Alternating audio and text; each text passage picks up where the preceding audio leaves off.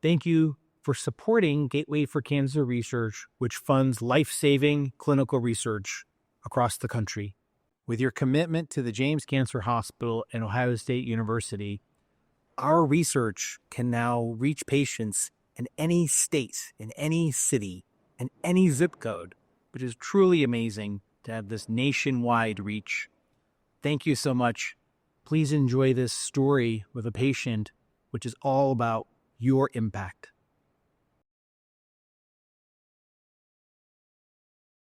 My name is Rick Marnberg, and I'm here to share my cancer story. I've been lucky enough to be working with Dr. Roy Chowdhury, and our hope here is that we can help to create more stories like mine by reaching lots and lots of other people. Before I dig into telling you what happened, let me tell you a little bit about myself. I'm a 59-year-old dad of two amazing teenage boys, and I'm that guy that hardly ever gets sick. I'm a runner almost every day. We cook most of our own meals at home. I don't drink, I don't smoke. I do lots of stuff outside and love nature. But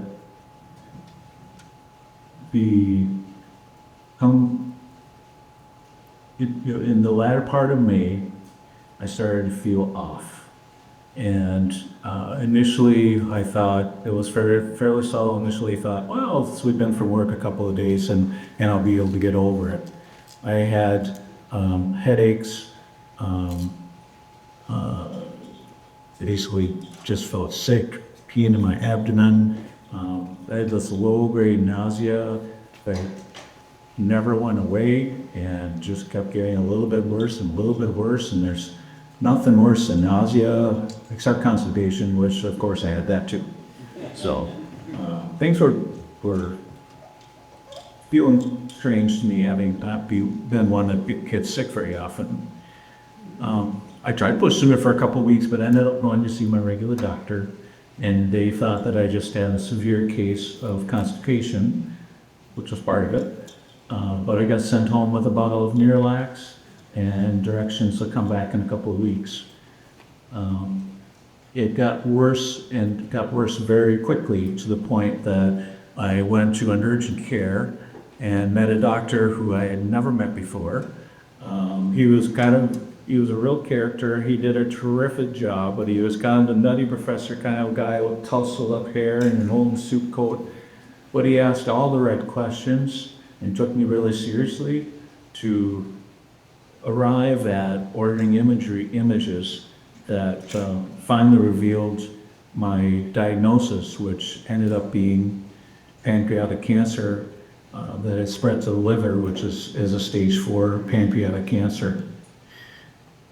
And obviously that it makes me emotional just thinking about it, and my family was equally shocked and upset.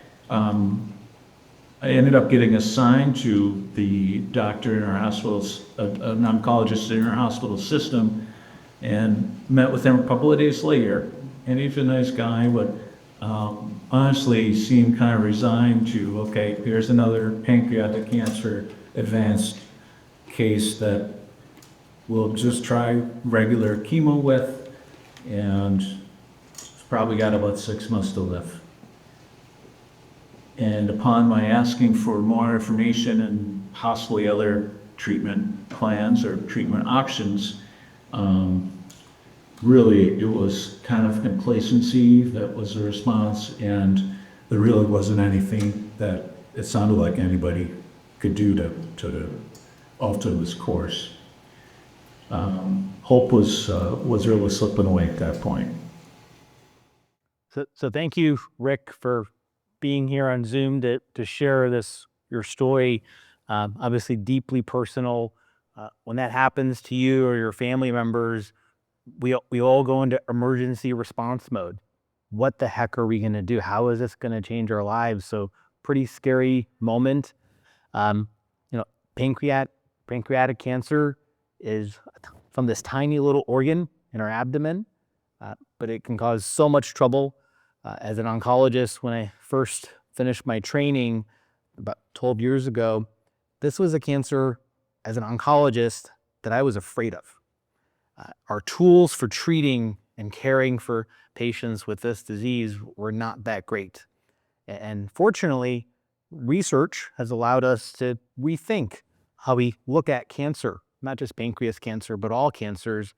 So we often start with what organ the cancer comes from, the pancreas. We think about what it looks like under a microscope, the histology. But now we are thinking about the genetics of cancer. And it's allowing us to discover what could drive one person's cancer to grow and invade and cause the trouble that it does. And so if we can figure out what that answer is for each patient, we can personalize therapies. And so one of these genes that we've discovered and characterized at Ohio State is called the fibroblast growth factor receptor, or FGFR. And this is a gene that we've studied in liver cancer. And it turns out that we've now got therapies, so-called smart drugs, that we can use to treat patients if you have this gene. This is a gene in the cancer that is mutated, but is not in the rest of our body in terms of mutation. So not something you're born with. And in pancreatic cancer, what can we do to translate something like that? And so instead of a one-size-fits-all approach to pancreatic cancer, could we tailor therapy for each person based on their genetics? And it would turn out that we do see this FGFR gene. Over 10 years, we saw 5 patients with the FGFR gene in pancreatic cancer. So pretty rare finding, but I can tell you this story, this research became so personal to our team. These patients are part of our family, and we care for them like they're part of our family. And we were so grateful that we were able to give them some quality of life with these targeted therapies and some early clinical trials.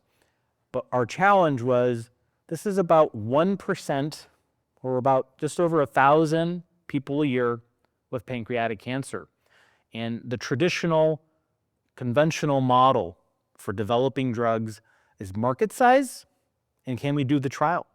And so trying to develop therapies for 1,000 people a year is just not pragmatic in the way we do trials. And so again, 1%. So how are we going to take all the lessons we've learned, our expertise, our care, and bring it to more patients with pancreatic cancer with the FGFR gene and bring them hope? So what happened next in my story is where I can start to smile a little bit as I'm telling it. I asked for a second opinion. I was seeking a doctor who had a little more experience, a lot more experience in pancreatic and in abdominal cancers. And I was connected to my doctor, who was a young, who was very enthusiastic oncologist by the name of Dr. Arjun Gupta. And he's actually going to be on one of the panels tonight, so I'm really excited to see his face. He called me after reviewing my file after a couple of days and shared with me that I had a very rare mutation in my tumors, for which there was a trial underway with a drug that had been known to be successful at treating this type of tumor, mostly in other organs. This trial was taking place headquartered out of Ohio State. Immediately my mind kind of ran to, okay, great, Columbus, Ohio, 800 miles away from Minneapolis. How is this going to help me? To, assuring me that this is being conducted through a telehealth, a brand new program, telehealth program, that was being operated by Dr. Roy Chowdhury and his researchers. The amazing part of this is Dr. Gupta didn't figure this out or make this connection through going through a protocol or a checklist or make sure you look at this or look at that. All the guy did was Googled my tumor type, Googled this mutation, and thankfully Dr. Roy Chowdhury's study pops up because they made a connection, and that started this process for us. It still takes time. I was getting sicker by the day as this time passed. It takes time to get into a clinical trial, 2 to 3 weeks, and it took me a little bit longer because I had some of my numbers were really way out of whack. I had been hospitalized 3 times. We did try one session of traditional chemo that I did not tolerate well. And during that time, between the effects of the cancer that were profound, my poorly receiving the really harsh chemo, and the fact that I was long liver, I went from about 230 pounds, kind of a dad bod, but not huge, to 170 pounds over the course of that time period. And I was really struggling. Even to, you're supposed to brush your teeth for 3 minutes a day. I couldn't stand long enough to brush my teeth. I'd have to sit down. I couldn't do a simple dish or boil water, do anything around this. I ended up with a severe brain fog, so I really couldn't even think straight. Again, very little appetite, difficulty eating, and I could hardly get out of bed.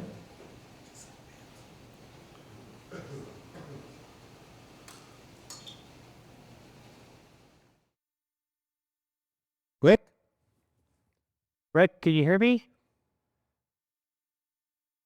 Rick?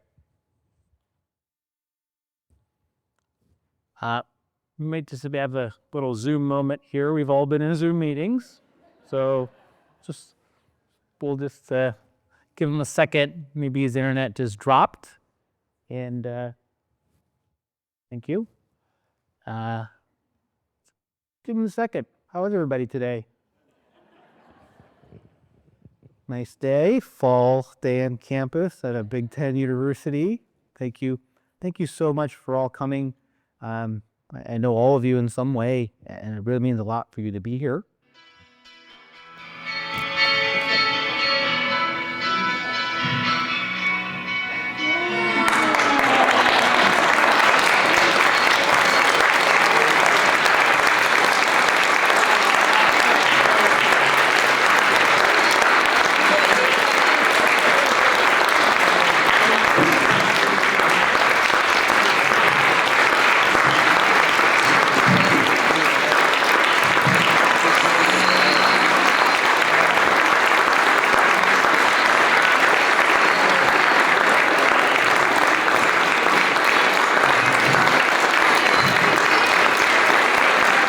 As you can see, I did get out of bed. Let me figure out where I got to start here. So later in August, I was able to participate in the drug trial and started taking a drug called pemigatinib, and it had immediate effects, positive effects for my health. That were gradual, getting to the point that I'm at now. My local oncologist, Dr. Gupta, oversaw my care in Minneapolis and did the tests and labs that were needed for Dr. Roy Chowdhury and his researchers and scientists, and they monitored the effects of the drug and my side effects, which of course include my hair, my crazy eye rashes, and full disclosure, before I got sick, I was kind of losing my hair anyway, honestly. My boys would tease me that I had more nose hair and ear hair growing in than I did regular hair. And now it's come to happen, that's actually happening that way.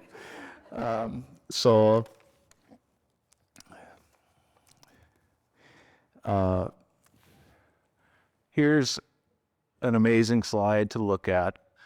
Pre-treatment, 5 huge tumors and a large liver. Mid-treatment, we're not done yet. My tumors have gone down in size by about 4/5, I'm told. So thank you.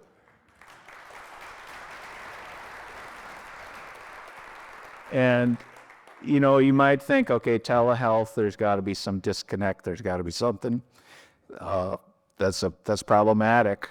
I received incredible personalized care from both my local doctor and from Dr. Ray Chowdhury's team. I got phone calls like in the middle of the morning and with ecstatic news at different times, and it's just been a phenomenal experience. And you can see my labs there, where my liver is what we're largely looking at here. They all have gone down now into the normal range, and there's also a lab that shows a test that shows the DNA presence of cancer in the blood, and is now basically untraceable. So, oh, sorry.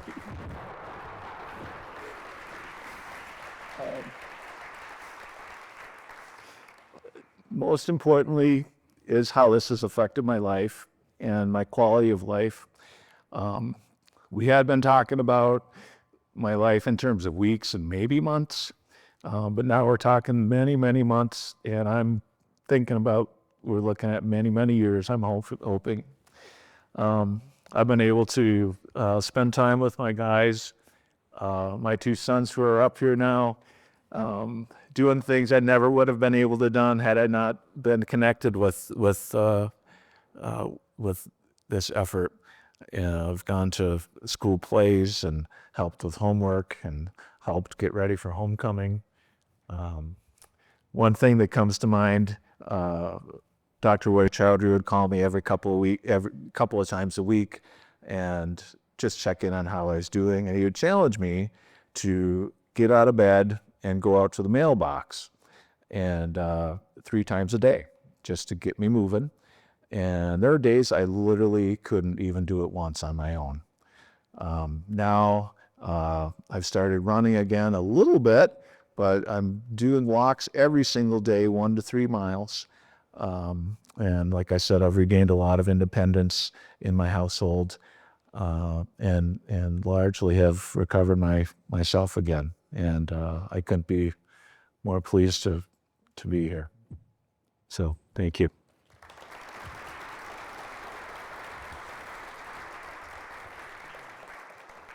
So this is the first fully decentralized clinical trial for cancer treatment in the country. There's no other trial like it.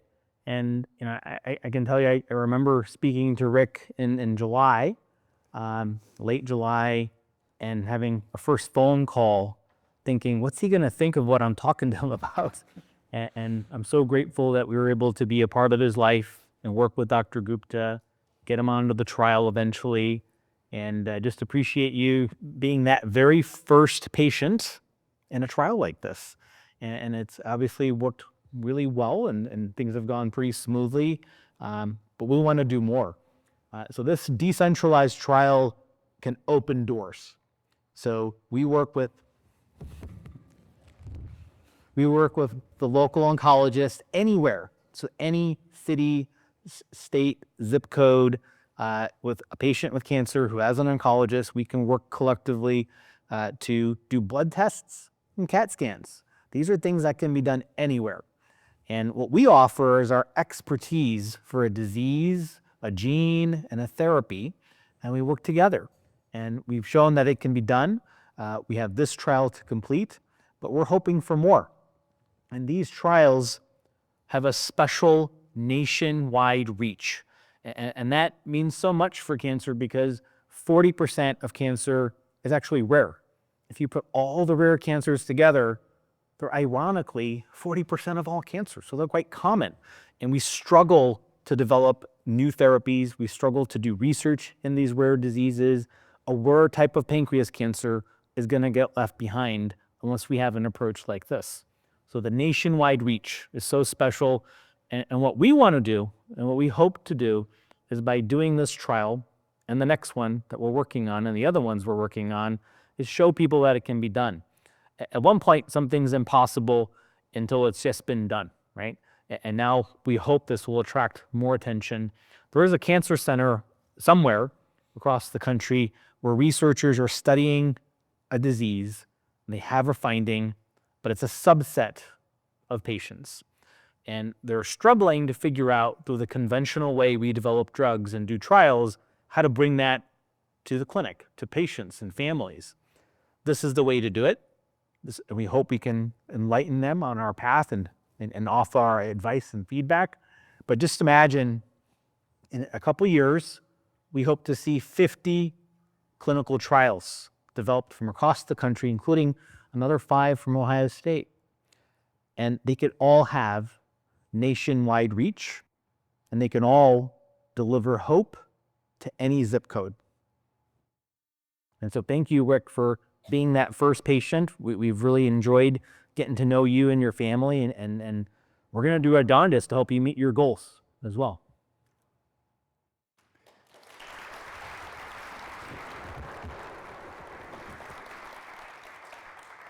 And I want to reiterate what Dr. Roy Chowdhury just shared.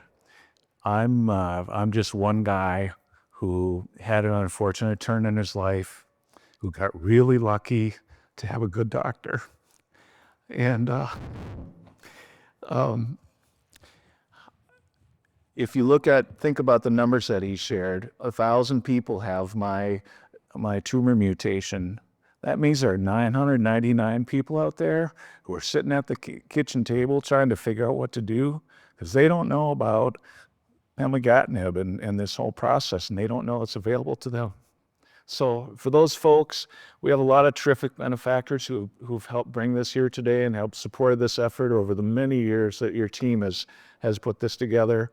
But for those who can affect change, I guess I would challenge you to work hard to help implement this telehealth effort, not only on behalf of cancer patients like me, but those other 40% who also likely have some solutions around the country that really should be shared with everybody. So again, I appreciate you being such a warm audience, and I couldn't be more tickled to be here and to be here in front of you. So thank you.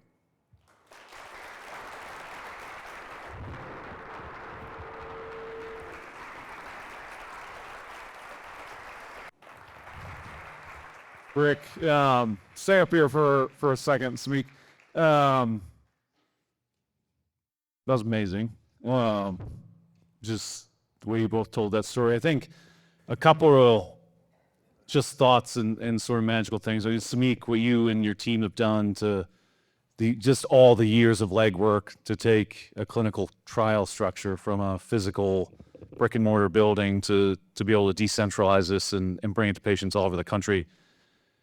The patient also needs to sign up for it too, and it's a risk, and it takes a lot of bravery. And I think it's just amazing. You were the first patient on the first decentralized nationwide clinical trial. It's working. You were given months to live. That was months ago. Your kids are here. We talk a lot about cancer research and fundraising. A lot of people in this room have given money and have fundraised themselves. The end goal is not just to raise a bunch of money.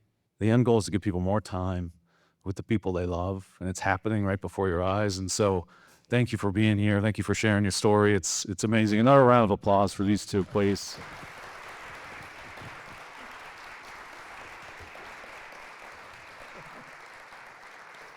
And because Samik is one of the most innovative people, he's designed the break with food to be in the middle of the program, which I love. And so we're going to take a 25-minute break. There's food and beverages and stuff over here. Take 25 minutes to mingle. Come say hi to Rick.